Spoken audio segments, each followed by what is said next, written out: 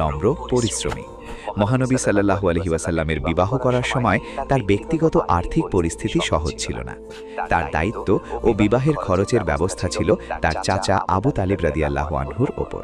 কিন্তু আর্থিক সীমাবদ্ধতার কারণে আবু তালিব রাদিয়াল্লাহু আনহু সরাসরি বিবাহের খরচভার বহন করতে পারছিলেন না। নবীজি সাল্লাল্লাহু আলাইহি ওয়াসাল্লাম নিজেও যে কাজ করতেন তার উপার্জনও তখন নগণ্য ছিল।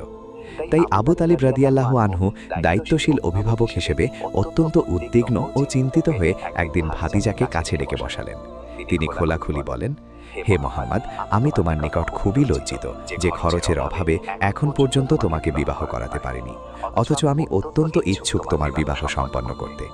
আমার মনে হয়েছে মিত্র খৈলিদের কন্যা খাদিজা রাদিয়াল্লাহু আনহায়ের ব্যবসায় যদি তুমি নিযুক্ত হও, সেখানে কিছু অভিজ্ঞ মানুষের দরকার।